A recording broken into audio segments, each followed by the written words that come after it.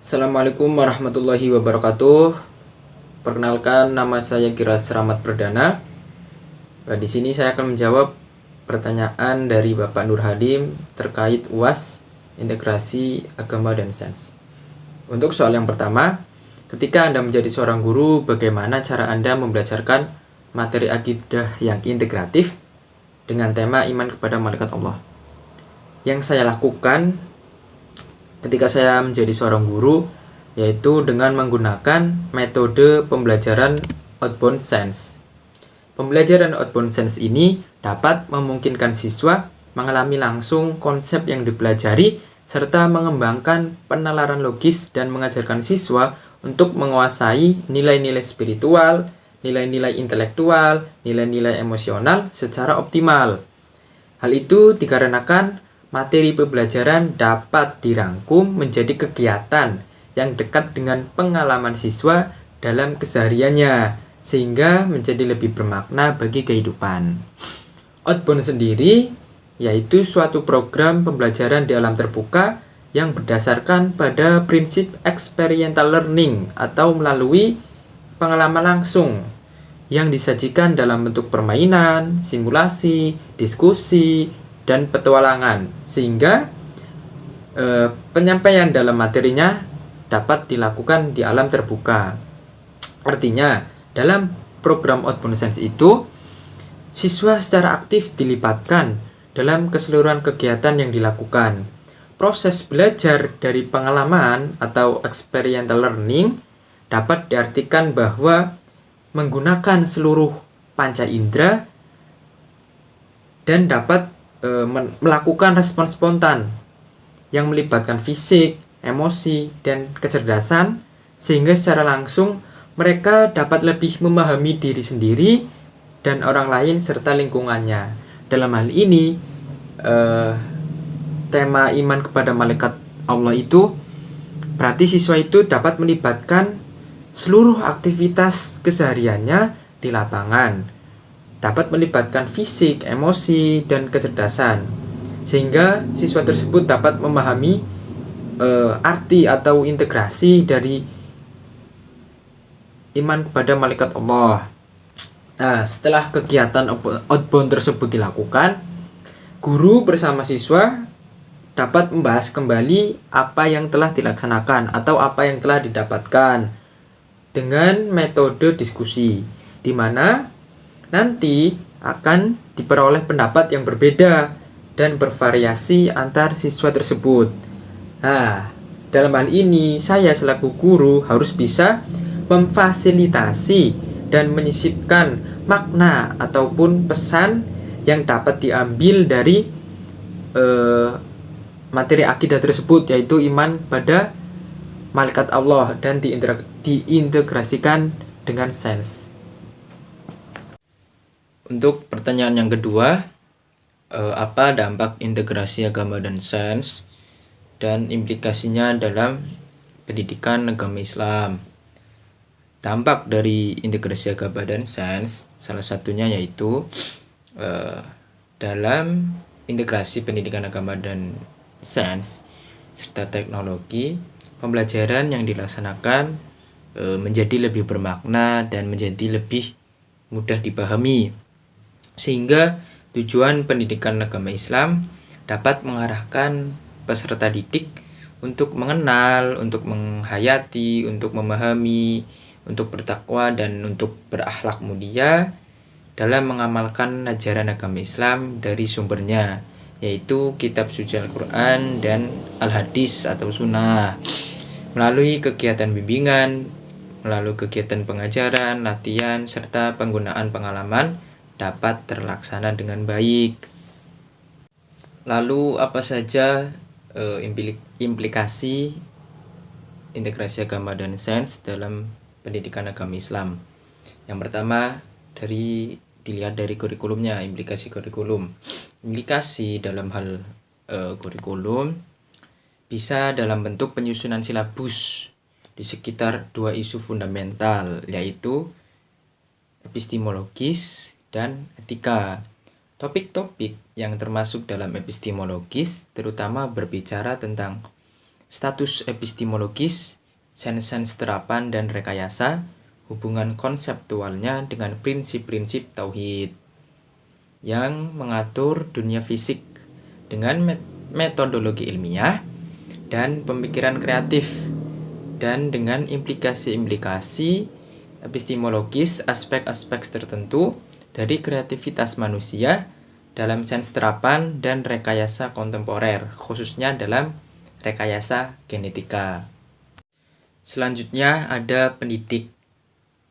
Dalam hal ini implikasinya dalam dunia pendidikan Islam, yaitu pendidik ataupun guru itu memiliki peranan tertentu dengan kekuatan imajinasinya yang kreatif, yang dapat menciptakan metode-metode baru sehingga pembelajaran tersebut dapat berjalan dengan lancar, dapat berjalan dengan kreativitas yang dilakukan oleh guru tersebut.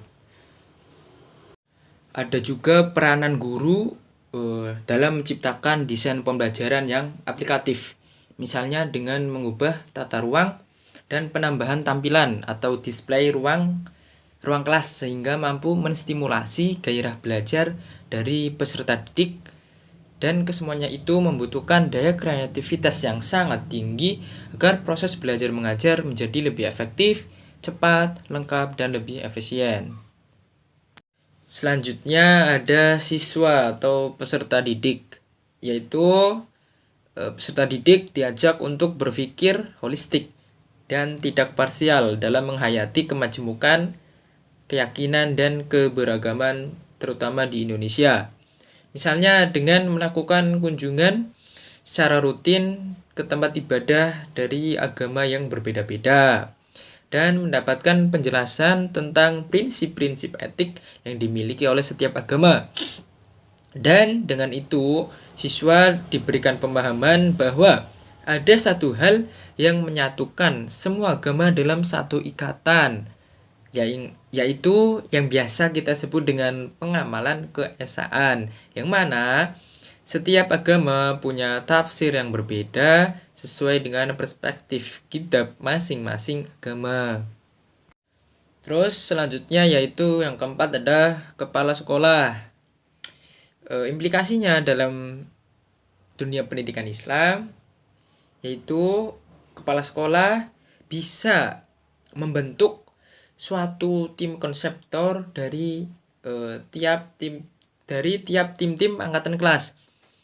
Misalnya sebagai pembuat konsep kegiatan pekanan semua guru dalam melaksanakan pembelajaran, ada panduan serta langkah-langkahnya dalam melakukan pembelajaran integratif. Misalnya dalam hal ini yaitu pembelajaran akidah dengan biologi atau dengan apa begitu. Sehingga pembelajaran pun integratif agama dan sains dapat dilakukan dengan baik, tidak ada suatu kendala. Selanjutnya ada sarana dan prasarana.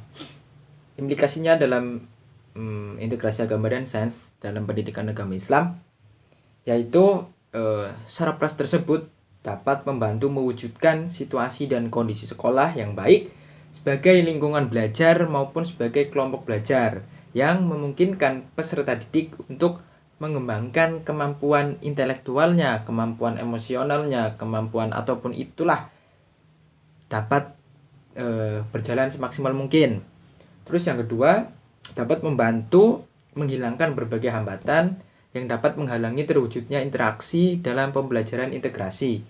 Terus yang ketiga, sarpras tersebut menyediakan dan mengatur fasilitas serta perabot belajar yang mendukung dan memungkinkan siswa belajar sesuai dengan lingkungan sosialnya, lingkungan emosionalnya, dan intelektual siswa tersebut dalam proses pembelajaran integrasi.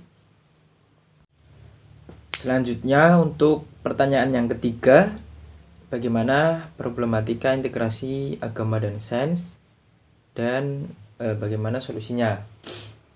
Salah satu problematika dalam integrasi agama dan sains yaitu dilihat dari kualitas sumber daya umat manusia, terutama umat Islam yang harus perlu ditingkatkan kembali. Berkaitan dengan sumber daya manusia tersebut, umat Islam seharusnya dapat memberikan kontribusi yang lebih besar, yaitu karena harus bisa sebanding dengan kuantitas jumlahnya. Tetapi dengan kuantitas yang besar ternyata belum sebanding.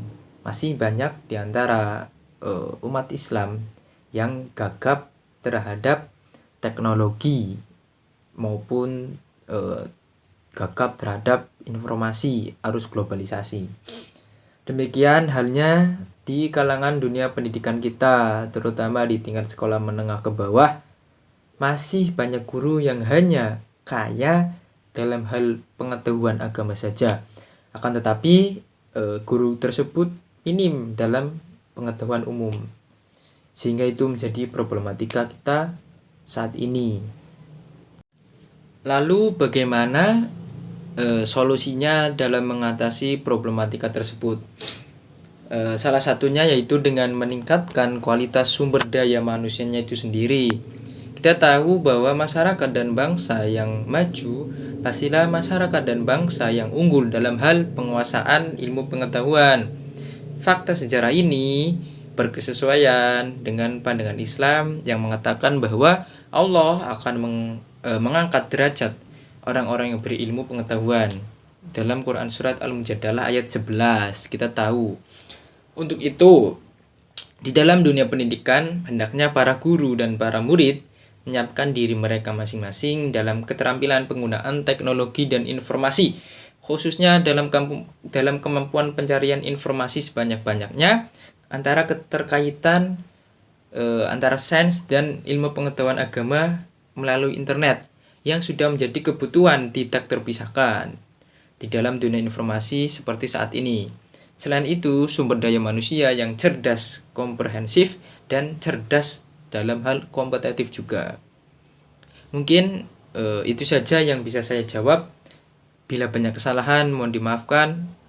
Assalamualaikum warahmatullahi wabarakatuh.